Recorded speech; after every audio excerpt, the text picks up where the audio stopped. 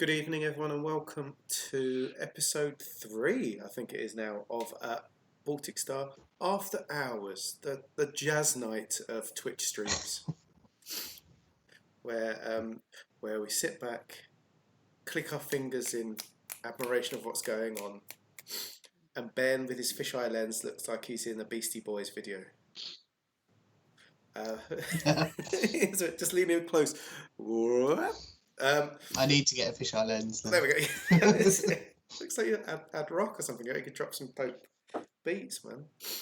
You see me in real life. You know this is not the lens. This is just how distorted I look. It's just the standard style. We're continuing our bottom right-hand corner, which I quite like here. We're all equal. We've gone for a very socialist approach to things. Takes out of space. So if you don't follow us on Twitter already, please consider it at Boys Baltic. That's in the top right-hand corner. We play a live game on our Traveller adventure every Friday evening, starting at 10 o'clock. So that'll be tomorrow. Please come and join. I'm Luke. I'm in the red. Ewan isn't in his artistic jumper tonight. No, but he's there. And we've already ascertained that Ben is auditioning for the Beastie Boys. So what are we talking about tonight, Ben?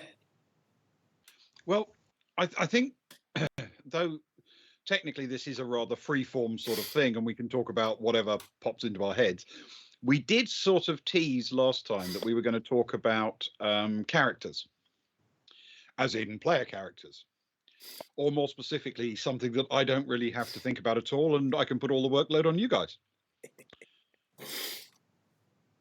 So we're done for tonight. Yeah. We'll see you all tomorrow. Yeah. When our GM doesn't even come up prepared, we're doomed. Yeah. So yeah, I was interested, and I thought it might be worth it for us as much as for anyone we're streaming to actually go over the character creation process, and then the characters that you guys build, and they're a little bit about their backstories and their skills and what they do. So Traveller's unusual in character creation because it's supposed to be done as a kind of group activity, which we did with this campaign, even though we were already in lockdown style things. So it was a bit socially distanced, but we still did it as a group activity. I know you've got a bit more familiarity with RPGs, but this is quite different from the way it's normally done, right? It's vastly different from anything I've ever played before. I suppose the biggest difference I thought was the timing of everything, and the fact that we do it in stages as a group. Again, I've played other games where we have done it as a group, but there's little interaction between group members. It's just a case of we are all there being social as friends, I suppose. Yeah. And you do get certain benefits. You can actually, as you go through the sort of early part of your character's backstories, you can interact the characters together, and then based on the story you come up with, you can then get bonuses to various skills. So did you guys know what kind of characters you wanted before character creation started? We had kind of, I think we'd spoken about it maybe in a private chat, just loosely. I think what we wanted. We didn't want to set our hearts on characters that turned out to be basically the same as each other's. I think it's about as far as we went, wasn't it? Yeah. I think we all had a general idea of which direction we wanted to go. Which again, I think we might have mentioned before. Traveller is, I found it really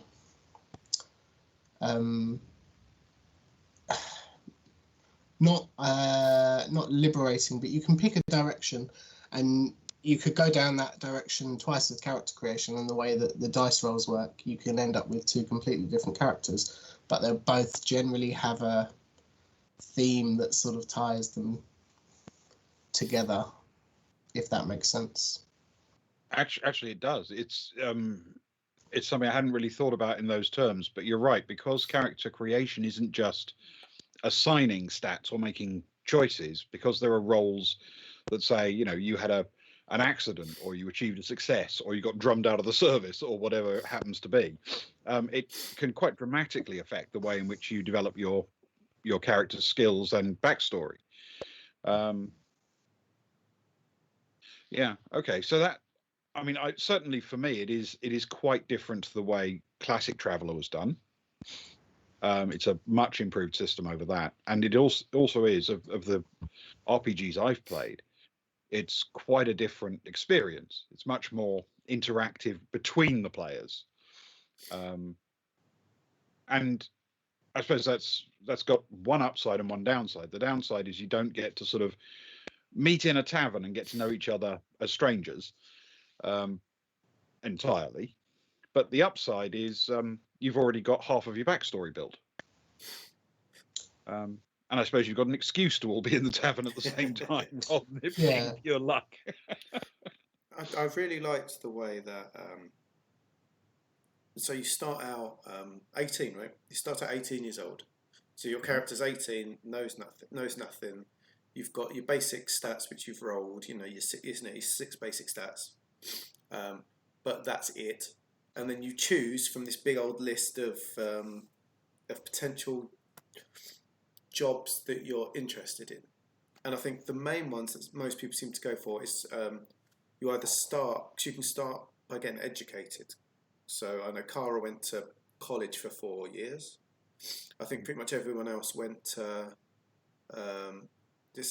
like military academies and things like that, just to get started. Because that's how unless you just want to enlist as like a grunt, you do that 4 year of military academy, but then you see where you go from there. And I just like the fact that you played in 4 year chunks, and we were doing it remotely over the video, of course. So we sort of took it. You sort of took it in turns with us, didn't you? So we sort of like with 2 characters each, you'd be like, right, Luke, that's your first, and Ewan, that's your first, and sort of work around and then come back around again. So none of us were. And I was going to say none of us were doing nothing for more than 10 minutes at a time. But for me, it was interesting to see what everyone else was doing with their character as well. So I didn't feel like sitting waiting for my turn. Yeah. Because I was like, what's going to happen? It must be partly because you're waiting for that opportunity to say, "Oh, this would hook in nicely to my character and could give us a connection during our backstory." Yes. Okay, so onto the characters you actually went for, and if we hang on a second. Oh, the sharing. Hopefully. Tell you what, Ewan, I've gone for. You remember that cheeky bottle we had a couple of months ago while playing board games at Trev's? Pinot. Ooh. It was on offer today, so. Other wine brands are available for anyone that's watching. It's like Pinot.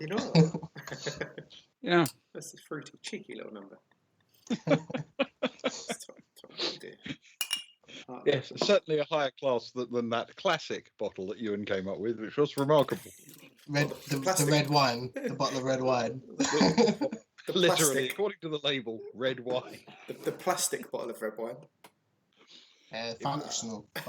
Okay, functional is. Bottle, the label that said red wine, which, to be fair, was accurate. I mean, yeah, you couldn't say anything more about it or less about it than that. Yeah, so starting alphabetically, but also move those two. Yeah, there we go. Also, Agnar's a good place to start because in our campaign, he actually kind of turned out to be the thing that drove the characters to all come together. Sort of. So, why Varga, first of all, I guess? Honestly, at that point, I think I just wanted I didn't want us to have a group full of humans. Okay. Just to be that blunt and open about it. I thought it would be interesting to have a different race character. Something that could either draw in some, some tension or some disagreements or some bonds or some form of something over us just not being 4 humans going around space. I didn't put a huge amount of thought into it, as you can probably tell. but I honestly, I just thought that, I suppose realistically the way the universe works is that it is made up of different races, and so why should our party not be representative of the way the universe works? I mean, you're absolutely right. I mean, he turned out to be quite an unusual character in the sense that he went through a fairly serious military career. But you might assume, and there's no reason to necessarily believe this, but you might assume that in the human imperium, which it sort of mainly is, that, your senior military officers would all be humans. And, Varga and other races would kind of be in very minor roles. In fact, as I say, that there's no reason the rules would imply that, nor the backstory of the Imperium. So it is interesting that you ended up with this central character who's in fact arguably an outlier, at least genetically, with the majority of the Imperial mainstream. I do love that pose, by the way, for the graphic. I think that's superb. I think this one was all Luke, wasn't it? This one was, yeah. Yes. You can tell it's more creative than apart from his expression. There is this rather lovely concept of this massive 3-barreled weapon in one hand and the med kit in the other. It's a good juxtaposition. Absolutely impossible to 3D print, though. I've tried and it just all fell. The med kit is horribly positioned for 3D printing. So, okay. My blunder. So. Yeah. Okay. Right. So I'm trying to remember the sequence, and perhaps you'll remember this better than I do. Did he have some medic skills as he came through basic training, or were those added later? I believe he had those through basic training. Going off of how I've written it into backstory, there were some childhood events that he wanted to be medically trained in order to help people. Ended up enlisting and finding that actually his progression through the army sort of took him away from doing that. So I believe that's what makes me believe that he had some medical skills through basic training and developed them slightly throughout there. I seem to remember that's right. In fact, I seem to vaguely remember he sort of had this idea of having a medical career. And then got into the business of less curing wounds and more inflicting them. And actually rose to pretty senior rank, didn't he? He came out as a sort of staff officer. I believe he came out as a general. Yeah. Okay. So, very senior rank indeed, with a fair selection of combat skills and a few neat little enhancements that he got and some prezzies he got on retirement. As you would expect for a long-serving general. In fact, he's the oldest, isn't he? Because I pushed it and went 4 extra years, I think. He was the only one. Yes, I think you're right. I think he had 1 extra go around on the tables. Yeah, which was either an attempt to get promoted, I think. Yeah, probably. I think he did drop something from it. Because after 34, you risk like your body degrade, like real life, really. After 34, it's all downhill. And I would imagine it's probably his strength, which is pretty poor. But yeah, I think you're right. I think he did drop some points. Yeah, I mean, strength is obviously a thing that's worth having, especially when it comes to taking punishment in Traveller, because it's one of the characteristics that gets knocked down as you take damage. But as long as your endurance is okay, you can probably muddle through most situations. You know, as long as you're not carrying anything too insanely heavy or expecting to operate massive weaponry. You know, enormously extensive weaponry. So tell me a little bit about his backstory. Partly because I haven't actually looked at it for a while, though obviously I do have a copy of it. so what was his original backstory? So his original backstory, he grew up in I say atypical Varga family is what I have written down. When I first wrote this, I don't think I had much idea of what that would entail in Traveller, in all honesty. As an only child, and his mother was taken ill. She was diagnosed with a long-term degenerative disease, if I can get it out, which his father took rather poorly and turned to drinking, which left him the only person around to take care of his mother, which led into his want to take care of other people when she passed, and he enlisted in the army. Is it academy? Am I right in saying academy? University. Yeah, I think he went through the military academy. Yeah. And then went into the proper armed forces. Yeah, he joined the army regiments, didn't he? Yes. And had a bit of a career, you know, jumping around from branch to branch and, you know, skill set to skill set.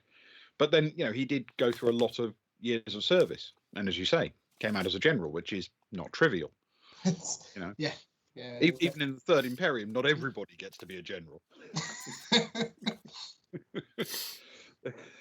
You need an awful lot of corporals for each general. Yeah. And when we got to the first actual session of play, of course, that very first event was Agnar's retirement party. Yes, it was indeed. Which involved, I can't remember whether he gave a speech now. I'd like to think he gave a stirring speech. It was probably magnificent. He would have done. I think he gave a nervous short speech, if my notes remember correctly. Yeah, it sounds more like me there. Yeah, thanks for coming. Let's do it. But yeah, probably. And then was treated to a hunting excursion on the world. That was his plan once he'd retired.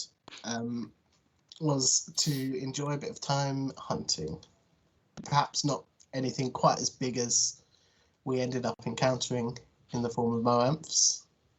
Yes, that was the first encounter with the Moamps. That might have been what he was after, but yes, and that was the excursion that he was treated to for his retirement, along with his prized shotgun. Yes, he was given a shotgun as a retirement gift, and then went off Moamp hunting. And Moamp being a quite large, faintly reptilian, quite carnivorous animal with a taste, it turns out, for biologists. Because I'm pretty sure I'm right in saying that an NPC called Palia did not survive that Moamp hunt. Having begged to come along on it so she could see them, she saw rather more of them than she wanted. Which I think was quite a I think it was quite a quick reminder for us as players that NPCs aren't invulnerable. Yes, yeah, I think perhaps players need to be reminded every now. And neither are we. Yeah, this is not a game where you have an enormous number of hit points that get worn down over time. That this can all end very suddenly as a big weapon turns you into a sort of orange-coloured smear on a bulkhead. Yes, yes. Okay, so that's Agnar. A background in medicine and military training, and then he was the focus of that first party, the first party death, though obviously an NPC death. First appearance of the Moanth, And actually, I suppose the first sort of puzzle and the collection of Greyhill Bast came out of that bit of the mission as well. So, being completely fair about this and moving on alphabetically, we should talk about Kara. Good, my alphabet was right. I put her sheet to the top. That's Which actually ties in wonderfully well. Yes, actually. I thought I'd leave that sort of little connection for you. Right, nice thinking. What? I'll wait for her little picture to come up there. he's got one job. Oh. I know. Yes, I know that's true. And you see, the problem is here, what I've done is to actually hit the wrong thing. There we go. That's the right thing, I think. Find out in a second. Anyway, yes. You're absolutely right. One job. And you're asking good questions as well. Take two. So, Kara. Yes. Kara. Carry on, sorry. No, I was just going to say, Kara is. I was going to say quite an unusual character, but from what I know of various games that we've played together, she's not that unusual a Luke character, if you know what I mean. The one thing when I knew that we were going to be doing character creation, and I looked up, and because I got the book, but I purposefully didn't want to ruin it by looking at all the stat bits, if that makes sense. And things you can gain. But I did look at what jobs were available, because I think we had the map as well that we looked at through things as well. And I was like, I want to be something that on the surface is utterly useless to a military or expedition adventure, and kind of prove that it's not, if that makes sense. Yeah, makes perfect sense. And so Kara was an art student, the most useless of all the people in the world. It's like you've never even met a geography student. That's it. I think my dad went to art college, bless him, and then dropped it after a year. So I have to say, I mean, I think like a lot of people who don't really have any artistic talent, I've always been an enormous admirer of those who do. Oh, I'm so jealous of people with that sort of art. I had a friend that could sit there and it's in a team meeting, he would just sketch like a perfect sketch of someone. And you're like, how have you just done that? I've just done a stick man. Yeah. So what you need to consider is that, imagine from my perspective, where you, who created all the graphics for this this channel and the graphics for this and all the rest of it,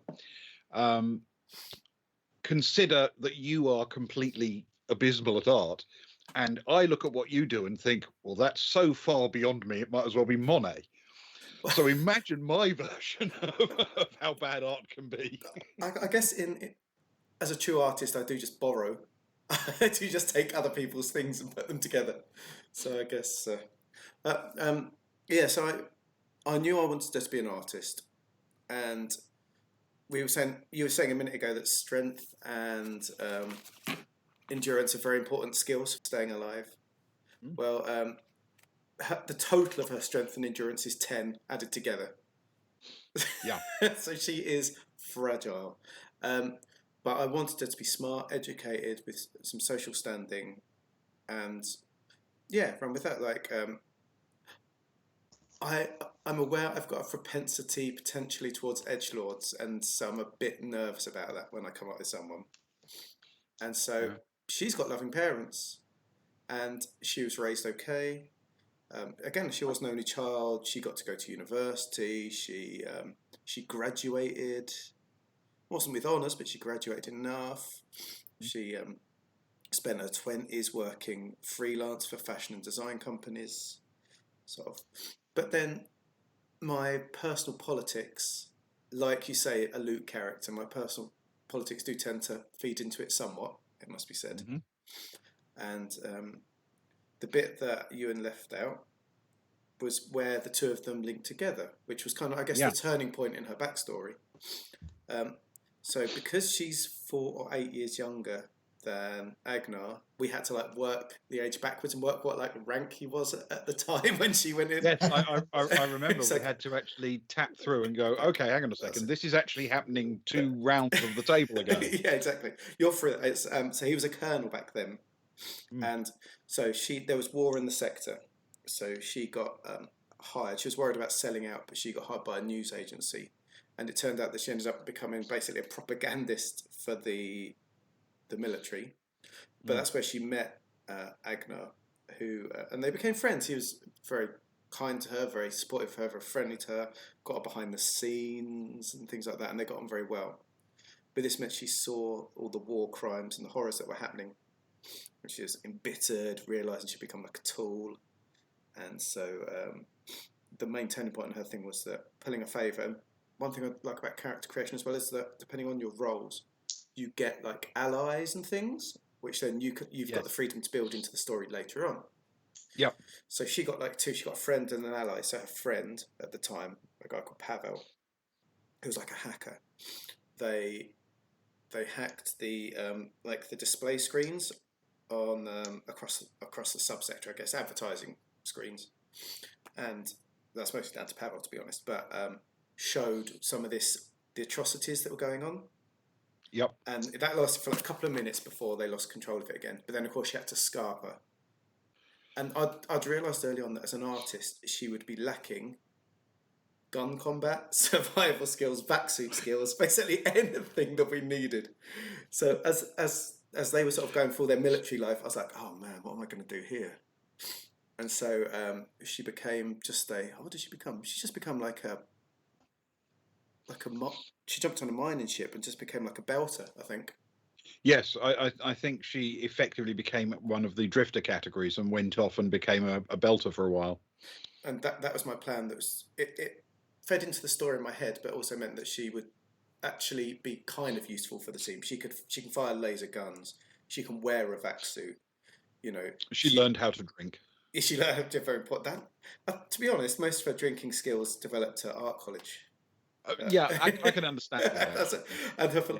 And so we came out there, and then I liked to pick at a couple of times skills that were just quite annoying.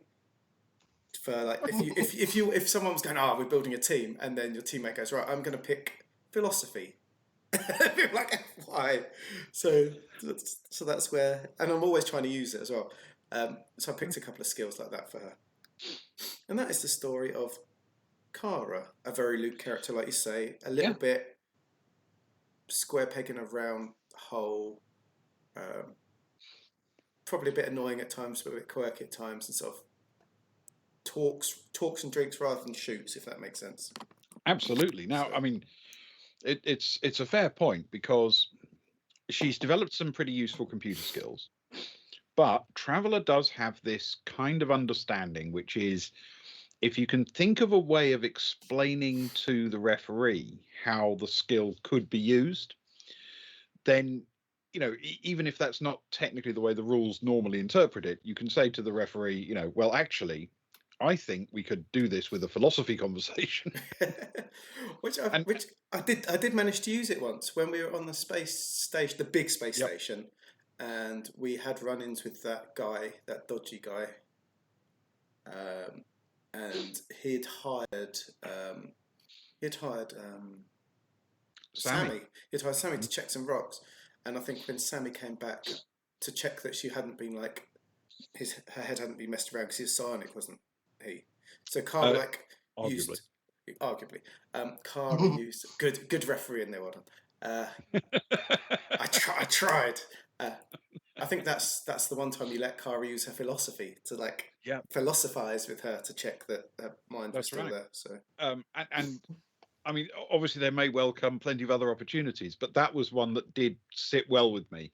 That, you know, in the absence of any easy way to tell that kind of thing, philosophy is as good a way as any. You know, it's a reasonable approach to solving that particular problem, I think. So first of all, Kara was at the Dillabrew party because she was an old friend of Agnar's. Yeah. And then she went along on the hunting trip. But if I remember correctly, she decided not to actually partake of the hunting.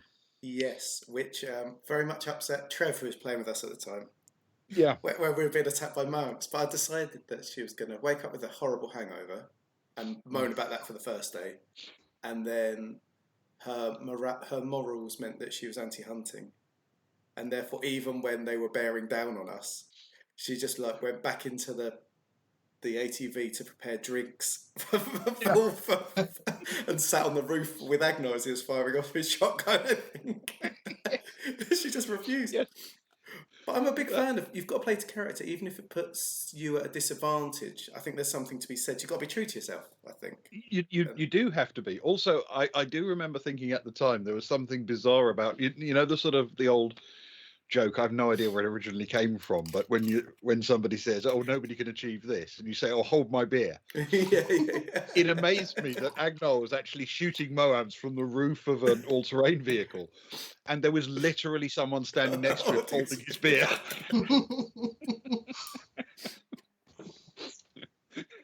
And it may not technically have been a beer, but that. Knowing him, probably a whiskey, I'd imagine. Close enough. Yeah. Yeah. Probably. Same principle, even if not literally a beer. Yes. Yeah. So, well, that's very good. And I am pleased that that we did end up with a character like Kara, because she's a different sort of beast to the way that most of the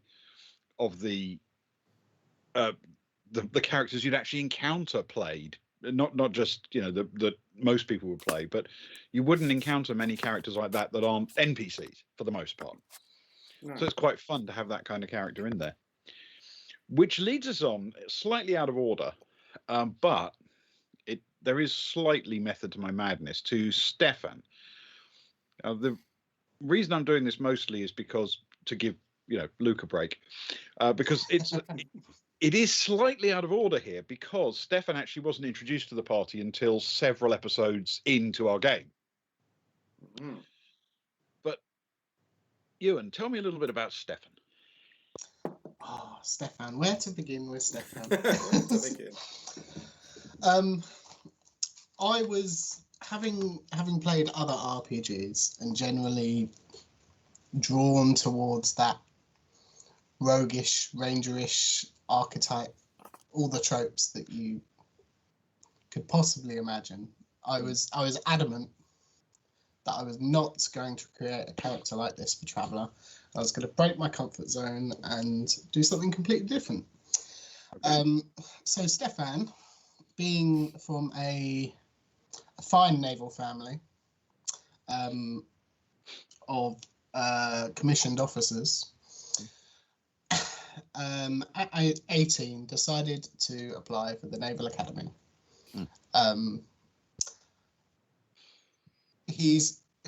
I think coming from that sort of background, I had the impression that he was quite confident, quite cocky, which kind of fitted in. It worked out quite well because he failed to gain entry to the Naval Academy, which I like to assume is because it was down to his confidence, cockiness, entitlement, whatever you want to call it. Yeah. Figuring that he'd just waltz in there and do you know who my family is? And it turns out that his family aren't actually that big a deal. In the entire Imperial Navy, they've encountered the odd officer before. Yes, sure. Yes, yeah, exactly. Which kind of threw me a little bit.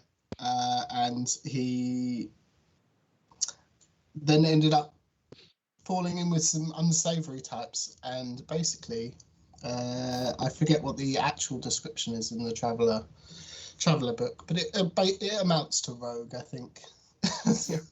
I think it's a criminal career path. Yeah. So the exact details of what it is vary. All of the main career path things have several options, and there's an option, I think, to jump a little bit between them and choose a few cross skills as well as you go through. But yes, so he spent quite a few years living the slightly less legitimate life.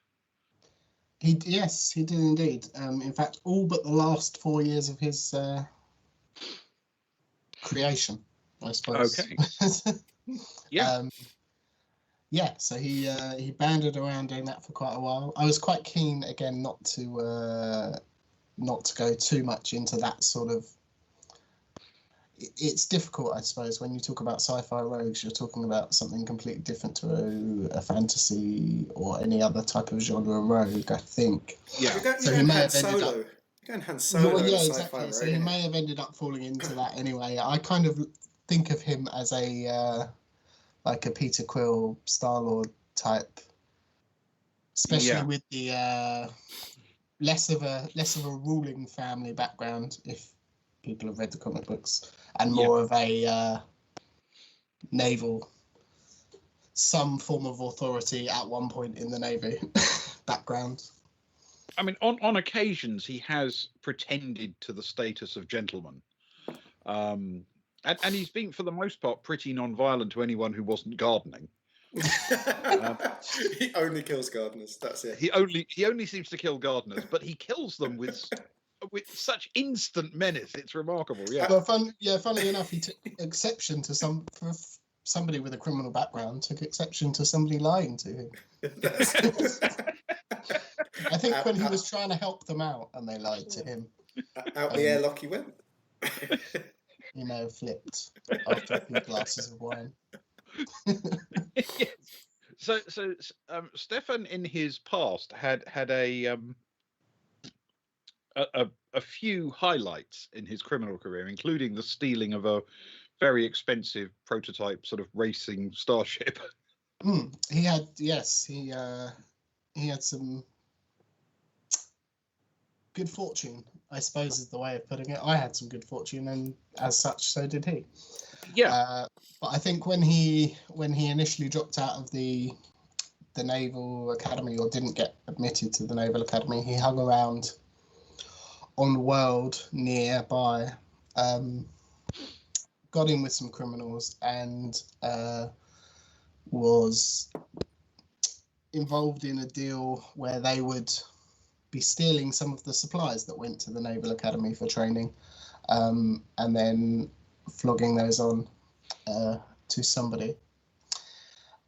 He became friends with Soraya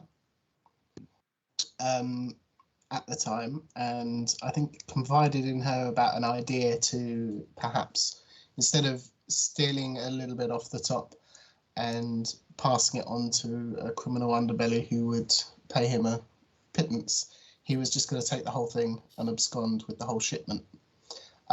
Turns out the whole shipment also included the ship, or a ship at the time. Not necessarily the ship that they were brought in on, but yes. It was the nicer ship. Yeah, definitely. It certainly was. So he managed to do that quite miraculously quite early on, I think, in his career. I like to think now, though, that he sort of looks back and he thinks, was that the peak of my life? What have I done since? Where am I going? What am I doing with my life? Well, to be fair, there are plenty of gardeners he hasn't killed yet, so there's a lot to do. There certainly is. He did go into that room to check just in case they were in there last week. Yeah. Anymore. There were rumours of the Gardeners' Convention that they were. Yes. Look, he's got gardener seeking radar or something.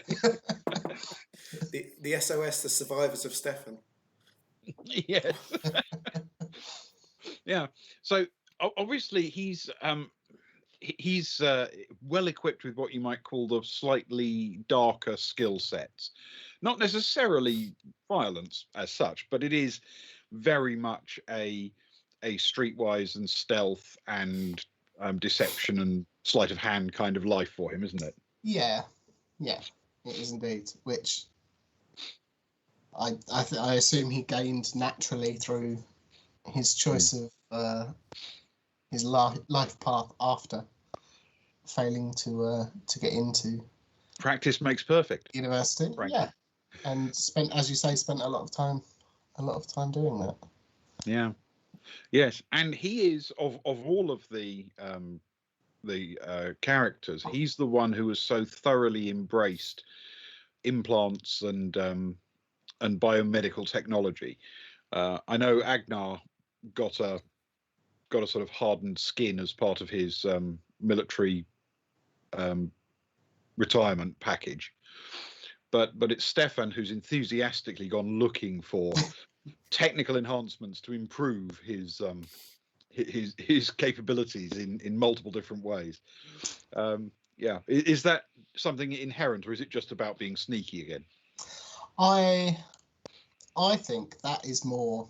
I like to think it's more part of him not giving in to the fact that one big heist was the highlight of his life, and he's looking for something to help him achieve more in the future, perhaps. And he knows his skill set, so he obviously, when it comes to the choice of augmented body parts, he goes for the stealthy, sneaky type. He literally wants to make himself better. Yeah, yeah, definitely. I think so. And I think he knows his skill set. You know, clearly. Well, I think all of our characters know what they're good at, so it would make sense that he would choose something that would help. That would help him use those, or would help him use those skills. Yeah. Okay, so he was actually introduced. This was a slightly unusual situation when he was first introduced to the game, because he was introduced under a false name, and he was acting as the agent for an arguably fictional entity, where he was sort of taking money from one person and then giving it to someone who may or may not exist. And actually, you know, he was running a scam, essentially. Yes. When he bumped into his old friend, and as you say, he'd known Kara for a while. They both run in some of the rougher areas of society. But you did also say he did drop out of being a criminal for the last 4 years. So what did he do for those last 4 years? His last 4 years, he actually he re-enlisted. Well, he didn't go to university or academy, but he put himself forward for the draft, and he went into the Marines as a Star Marine. Cool. So he picked up a few weapon skills and extra things. Yeah. I like to think that, you know, he hadn't quite given up on the hope, and this was probably the beginning of him starting to think, what am I doing with my life? Have I peaked already? There must be something else out there. And it turns out that after 4 years, there wasn't. Yeah. I mean, I can imagine him, though, as this sort of quite rough and ready character coming into almost like a penal battalion of the Star Marines, you know, where everybody was a bit older and a bit more grizzled and a bit more cynical than the fresh-faced youths that go into a different regiment, you know. I can sort of imagine, you know, this being Z Battalion. of a formation that actually has 4 battalions, you know, A, B, C, and Z. Yeah. And it's like, you know, A, B, and C battalions will be assigned to these cruisers, and Z battalion, you're in this packing crate. Yeah, definitely. He's that kind of guy. Yeah, but obviously, you know, he's integrated pretty well into the group. He seems to have found the odd side hustle to run, and, you know, arguably his biggest single score was on Osin, even if he didn't entirely get to keep all of it. Yes. Yeah, most definitely. And I think that sort of ties into side hustles. You know, I wouldn't necessarily say that he's going out there looking for the opportunity to rob someone blind or kill a gardener, but should the opportunity arise... If a gardener happens to be there, well, it knows the risk it's taking, frankly. Yeah.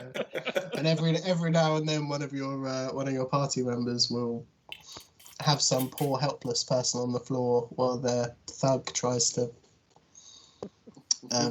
kill us all, and he'll decide that he'll help them up and pick their pocket at the same time once the situation has been a bit diffused. Yeah, and that very much feels like something that you would do. Help somebody up and take all of their money. Yeah. With one hand and the other hand. Yeah. Exactly. It's very him. To be honest, after you've helped them up, they'd want to reward you with something. It's just saving them the trouble of making that decision for themselves. Most definitely. So, the last of our player characters, Soraya. This one is one of the ones I find the most interesting and unusual as a player character, but she also fits very, very neatly into quite a lot of classic science fiction tropes. So tell me a little bit about Soraya, about her background, first of all. It pains me to say it somewhat, but when we decided we were going to make 2 characters, she was very much my backup character. Mm-hmm. I had more of a view of what I wanted Kara to be, where Soraya was more broad brushstrokes. I spent ages working out what her name was, because names for me have to have a meaning. Sure. So her names have meanings. But I just had an overall view of her being something a little bit different, I guess. So I ran a bit more with it. And through that, I think she grew organically. And I think she's still growing organically to the point I really, really like her now. Really like her. She is the one who had a parent who died when she was a child. That's it. Right. Yep. But her dad was a Marine. She's like a 4th generation military, I guess. So she was a bit of a military brat. She was on the bases with her mum and her younger sister when her dad died in action when she was 10. Her dad was highly respected. He was a gunnery sergeant. Mm-hmm. And so in the Marines, so he was respected. So when he died, the Marines sort of took care of the family. Because of that, she felt that pressure from her mum as the oldest and the Marines to pay that back and join up. It sort of felt that was her thing. So although she didn't quite feel it in her heart, she did it. She joined the Marine Military Academy. And while she was sort of resilient and intelligent, again, she's not the strongest. And it just didn't feel quite right in her heart. She didn't have the drive for it. And as her disillusionment with the Marines grew, that's when she struck up a friendship with that dirty thief, Stefan Miller. Well, of course. Because I like to think she was the one that would be skipping lessons every now and again to go and hang out in a dirty bar. I can't be bothered to go in that time where he might be. Or when everyone else is revising, cramming, she's sort of blown the evening off to go and hang out for a bit. And she was drawn to that because that's nothing that she'd known before, being very military, sort of straight-laced.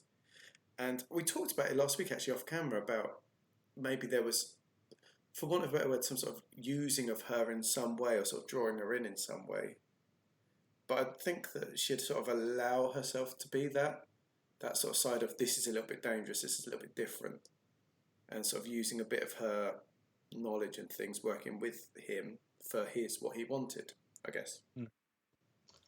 I have it down in my backstory that she turned his harebrained idea into something that could possibly work.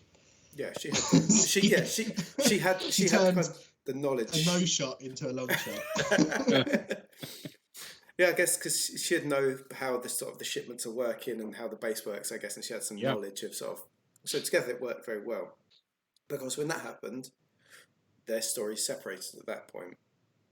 Because of that time, she failed to graduate, and that's partly from when I rolled and she didn't graduate. I wasn't planning to stay in the Marines anyway, but I was like, this works even better. This is interesting.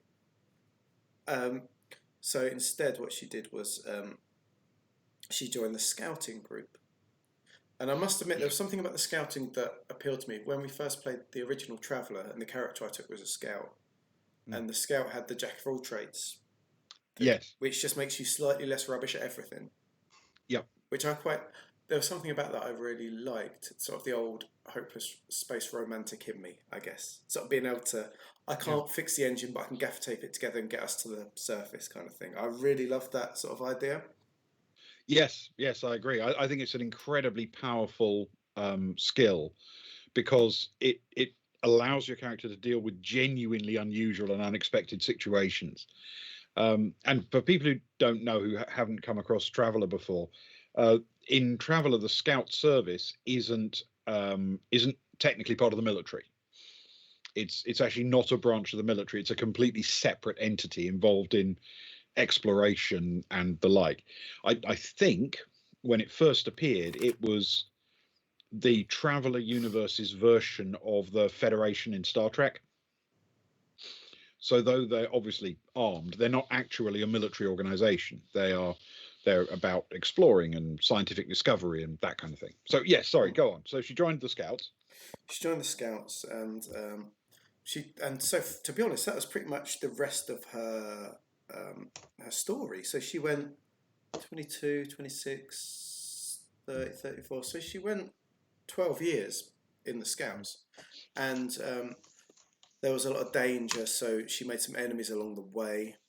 There was a gang leader. There was sort of something on a planet she got caught up in. But along with that, there was that sort of, she loved that being on the edge, finding new planets that no one else had seen before. That's why she picked that scouting side of that job section, I guess, because you can sort of be like a postman basically, or you can be a settler. But she loved the idea of going and finding something new, like going through nebulas and this and that, and then letting someone else settle it, I guess. Yeah. So she was that sort of thing, and that built up those skills. So her skill set was very much that, how to survive when you're in that little one-person ship and you need to get somewhere. And that's her whole ethos, I guess. It's one of survival, and she's proud of her family name, and she's used it in the story, but also escaping that to make her own story, I guess. Yeah. Not being her dad's daughter. She's probably the most balanced or like adventurous style of the characters in the party. She's the second or third best at everything. Yeah, exactly. Yeah. She's pretty handy with a weapon. She knows how to use a spaceship. She can pilot a shuttle. She knows how to use a vac suit. She can do a bit of astrogation and a bit of everything, really. She's not necessarily great at everything, but she's pretty okay at lots of things. And she's got the jack of all. She managed to pick up 2 jack of all trades, which was brilliant. The second one. That's actually quite lucky. So it's -1 for instead of hitting -3 on things, she can give everything a pretty decent go. She's got fewer specific skills than everyone else. So I looked how many people everyone had, and she's got less specific skills. But if we don't know who on earth is going to do something, Soraya can have it a go. She's got hit a 9. You know, it's more likely than hitting an 11. So. Yes, I mean, jack of all trades. In order to stop it becoming overpowered in the game, you can only ever have it at level 3. You can only develop it during your character creation process. You can't study it later. So the best it can do is get you to a 0 on everything, which is basically familiar without any actual bonuses to doing it. But a 0 on everything is quite a potent thing to be. Even -1 is bad. Yeah. Exactly, and I think she finds that in that regard, if we don't quite know what to do, I think we've had it a few times. Oh well, Cara can roll a -1. Hasn't always helped when someone's bleeding out, because you still got to roll quite well to survive, to save them. Yeah. But I think that's why I've pushed her into that sort of. So I think she's training at the minute on like mechanics and stuff, because I trained up to fill the gaps. I knew what I want Cara to be. Soraya's like, what? To her mind is, how can I be useful to the group? Yes. So mechanics, she really wants to get into mechanics, fixing things and trying to like scope things out and check how things are working. So that's very much where I'm going with her at the minute. I'd get her hands dirty, bit of a grease monkey, that sort of character. Right, yeah. And she is, again, it's a very common science fiction trope, really. I mean, you didn't plan it necessarily, but it's kind of how she ended up as this person wandering around the fringe. She's like half of the characters in Firefly. Yeah, it's true. She's very much the sort of independent, rugged individualist who wanders off and just can do a bit of everything. She can make an engine work if she needs to. She can drive something, fly something, shoot something if she needs to. Not necessarily a specialist, but she can do anything a bit. That was for her, really. Which is all handy. Yeah. So what brought Soraya to Delabru? Oh, hers was through. This was through Trev, who was playing with us at the time. Mm-hmm. His character, Francis, had a long-held rivalry with Agnar. Agnar had given him a special invite to try and sort of smooth things out. Both a bit older now. That was in the past kind of thing, wasn't it? And then because Francis helped save her life on a planet when she was caught on a planet with her ship downed, and there was a big separatist fight going on. He had saved her, and I think he'd got a soft spot for her, so he had invited her along. So her and Agnar, I think of everyone, of the four of us, they have the least connection, I think. You got Agnar and Kara, who know each other. You got Soraya and Stefan that know each other, and you got Kara and Stefan that have a bit of a talk. They're both talkers. They're both sort of sit them at a table with some drinks and a couple of marks. They could, between them, they could get whatever they wanted, I guess. And I get the impression that they're both not the most straight-laced of our characters. They've got that in common. They're a little bit. They're open to a different interpretation of the law, morals. I think that's fair. Yeah, yes. I think so. Yeah, I mean, they do tend to think that ethics is something you find just east of London rather than something you should live by. Yeah, less in Kara's, situations. She's more interested in the morals and actually this is law, or the impression I get, this is what the law says. This guy is in charge, but he's a bad guy. Something needs to be done about it. Yeah, I mean, of all of them, it's actually quite interesting because Agnar, when they're in a group doing something, Agnar can come across as a little bit sort of reserved, even stuffy sometimes, because he's quite straight-laced by comparison.